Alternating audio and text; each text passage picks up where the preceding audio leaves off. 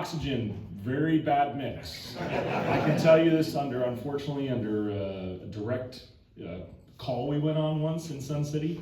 Nasal cannula, actually they weren't smoking, they blew out a candle.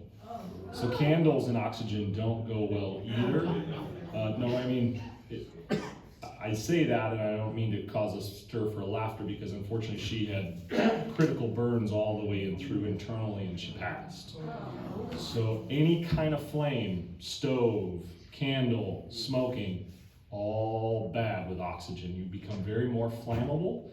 Oxygen is a flammable gas. It can be in higher concentrations, you don't know it, but when you're sitting there and you have the concentrator on or you're breathing that oxygen in, it can also absorb in your clothing and you become a little more flammable.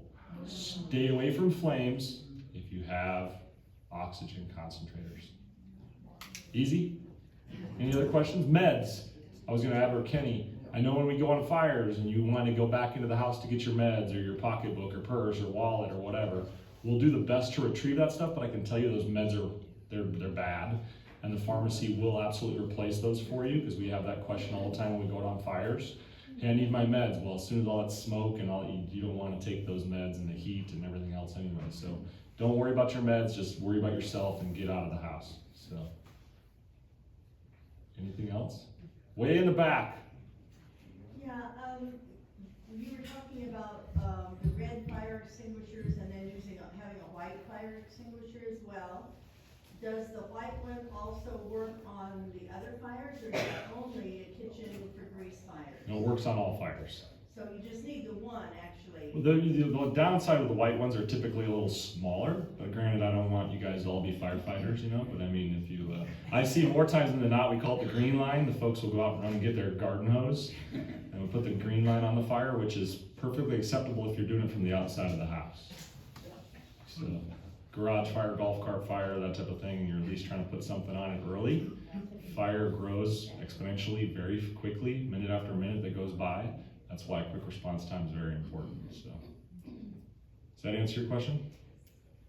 Yes, sir. Yeah, Rob, what's the easiest way to get a lockbox in your house? You just call our admin number, 623-974-2321, and ask for Kenny. No, I'm just kidding.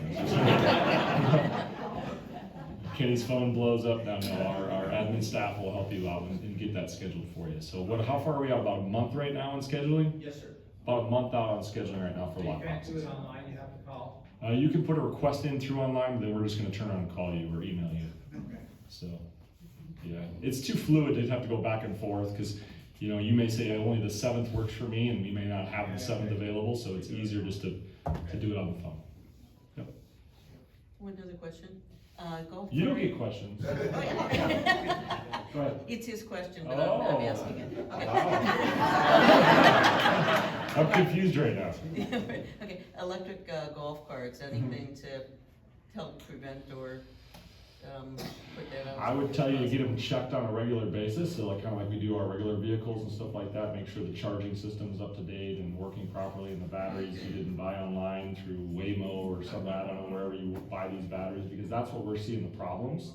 Is if you see the aftermarket batteries, we're seeing more problems with those than we do this, you know, the manufacturing batteries. And I know manufacturer batteries may be 2 or 3 times more expensive, but they're designed and engineered specifically for that cart or those cars or those, you know, your cell phones. That's where we're seeing those problems. There's not, the quality of control is not dedicated to those batteries that we're buying from somewhere overseas. Those are the ones we're seeing having the thermal runaway, heating up and causing fires. So. And the proper charging cable. Yes, proper charging cable as well. So again, you may buy something, and when you buy it and it comes from the manufacturer, it's going to have a cable that's designed for the specific voltage or ampage to charge your device.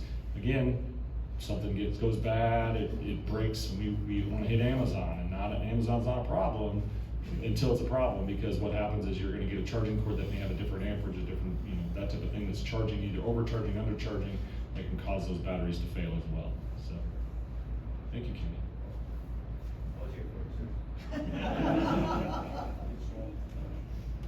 How'd I do, Kenny? Did I okay? You did pretty good. You all right? Any other questions? No joke? No joke. I don't have my buddy Stutzman here. I heard he's sticking around though. That's the rumor on the street. That's the so- rumor on the street. That he's sticking around in District 3, so we'll see what happens. But, yeah, I miss him. I miss my life. He went on my cruise with me when I turned 50 in February, and him and his wife came on our cruise together. So it was, we become buddies over jokes. So, well, I'm here. Stutzman's not though. Maybe I threw him overboard. So, fire department, excuse me, the fire department, we're just working through our budget. We have presented the tentative budget to the board in April.